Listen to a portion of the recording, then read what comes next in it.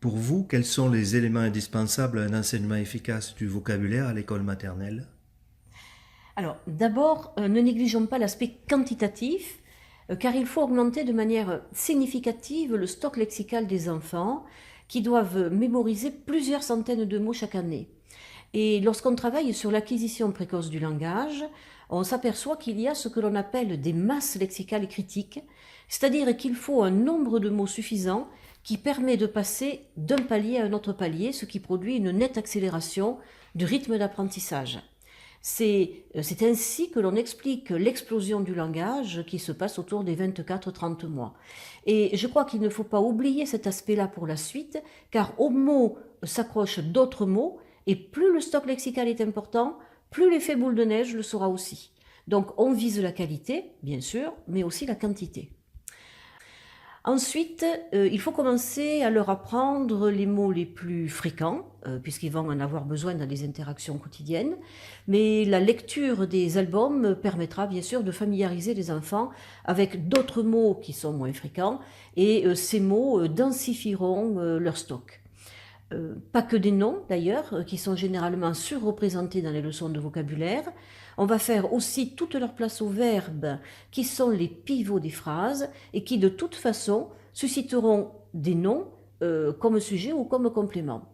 Le vocabulaire est donc fortement lié à la syntaxe. On dit je pars en vacances, je pars en voiture, je pars de l'école, je pars à l'école, je pars me promener. Ce qui fait que même si à la maternelle, et c'est bien de le faire, on travaille sur des imagiers pour isoler un mot, le milieu naturel d'un mot, c'est quand même la phrase. Et quand on parle de syntaxe, on est obligé d'évoquer les mots grammaticaux qui sont particulièrement importants en français, puisqu'ils constituent 30 à 40% du vocabulaire d'un enfant français de 30 mois, alors qu'ils ne représentent que 15% du vocabulaire d'un petit anglo-saxon. Ensuite, il va falloir privilégier un enseignement explicite avec des objectifs clairs. Il est vrai que le bain de langage et les échanges prennent toute leur part dans l'acquisition de la langue, et beaucoup de mots sont acquis de manière un petit peu occasionnelle et incidente au cours des interactions familiales ou scolaires, mais on peut et on doit, en tant qu'enseignant, aménager des rencontres beaucoup plus efficaces avec les mots et donc prévoir des séquences pédagogiques pensées, organisées et programmées.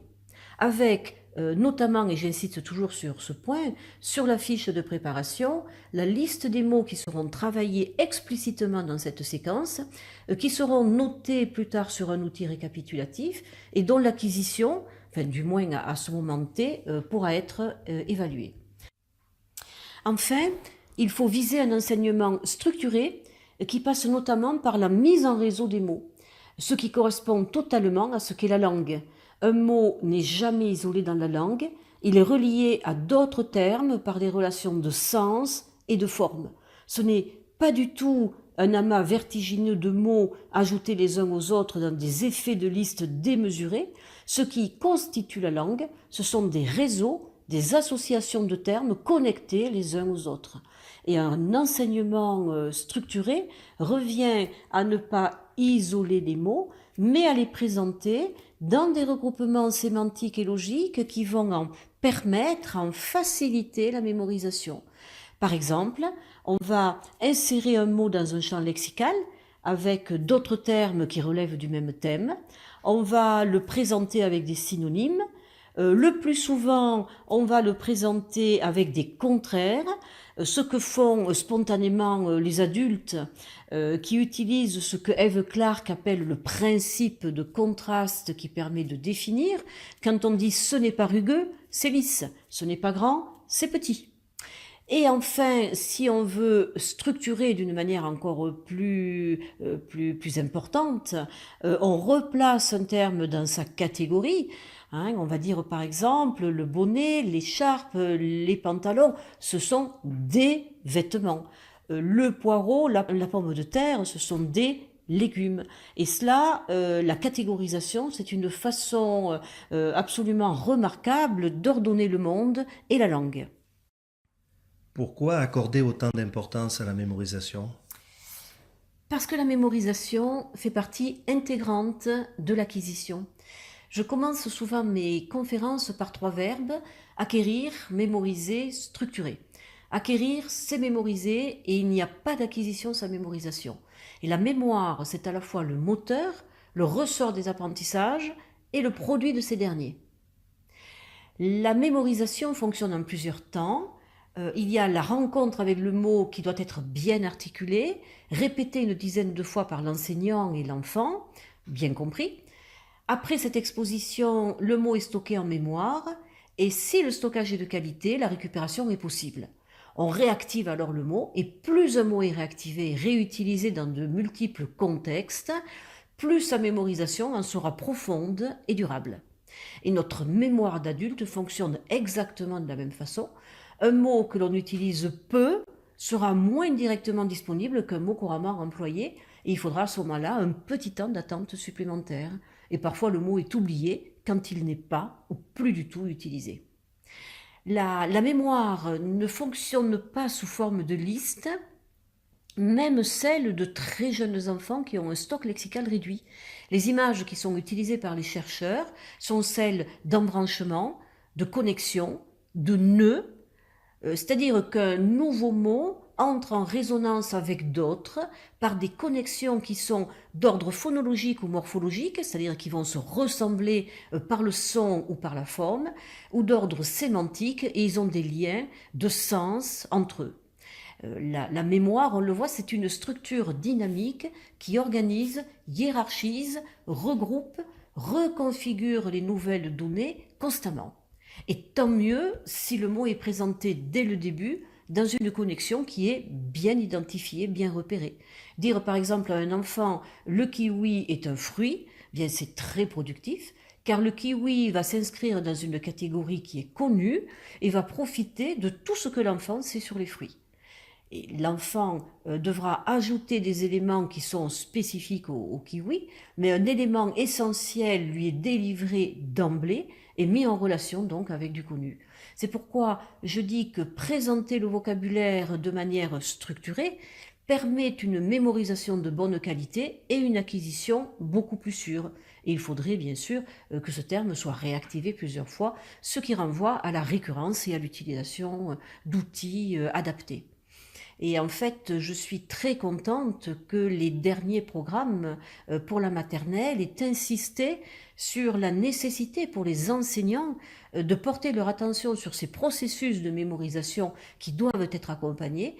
Il y a une rubrique intitulée « Apprendre en se remémorant et en mémorisant » qui insiste justement sur ces opérations mentales. Quel est l'intérêt et quelles sont les spécificités des outils créés à l'école maternelle?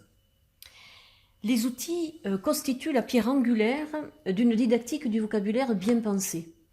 D'abord, ils sont liés à l'explicitation des pratiques dont je parlais, c'est-à-dire qu'on montre, on écrit ce que l'on fait, ce sont des traces de l'enseignement et de l'apprentissage. Mais plus profondément, la question des outils est liée à celle de la mémorisation, comme je l'ai évoqué tout à l'heure. Créer un outil permet de mettre noir sur blanc les mots qui ont été travaillés et qu'il faut retenir. Les mots, les outils se présentent comme une espèce de mémoire externe qui permet de visualiser ce que l'on a appris et que l'on doit garder en mémoire. Donc ce sont des référents et ils aident en plus à la consolidation des acquis car ils permettent la réactivation régulière des termes.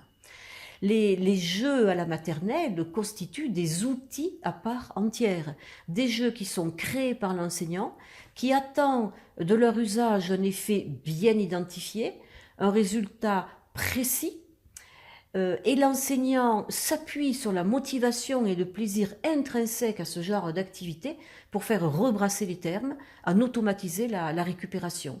Je pense aux jeux de loto, de Kim, de memory, jeux de famille, qui suscitent de multiples répétitions.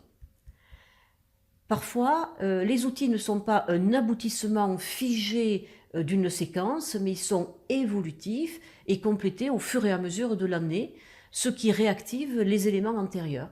Ainsi, on peut ajouter plusieurs doubles pages à l'album que l'on a créé sur les contraires ou sur les émotions. On peut fabriquer d'autres petits sacs pour des mots pour les mots qui ont plusieurs sens. On peut ajouter une frise supplémentaire de photos légendées à la toilette. Je me lave les dents, je me lave les mains, je donne le bain au bébé. On peut ajouter une recette légendée aussi. Je fais la compote, je fais la soupe, etc. Et enfin, ces outils sont créés non seulement pour la mémorisation et l'accroissement du vocabulaire, mais ils sont également structurants, c'est-à-dire qu'ils aident à comprendre la structure du vocabulaire. La forme qu'ils adoptent est souvent porteuse de sens. Ainsi, opposer sur la même page deux contraires, utiliser l'arborescence pour montrer des emboîtements. Par exemple, il y a véhicule tout en haut de la page. Sous la ligne en dessous, on voit des images de camions, de voitures et de vélos. Et sous le vélo, on peut voir des images du tricycle, du VTT et du vélo de course. Et cela montre justement les différents effets de sous-emboîtement. On peut structurer un champ lexical, par exemple le champ lexical de la forêt, qui est souvent très vaste, en 3 bandelettes verticales qui opèrent chacune des sous-classements. Il peut y avoir par exemple la bandelette des éléments relatifs à la faune, l'autre à la flore, l'autre aux personnes, etc. Voilà, ce qui fait que pour moi, les outils constituent des bases solides pour l'acquisition, la structuration, la compréhension et la mémorisation du vocabulaire.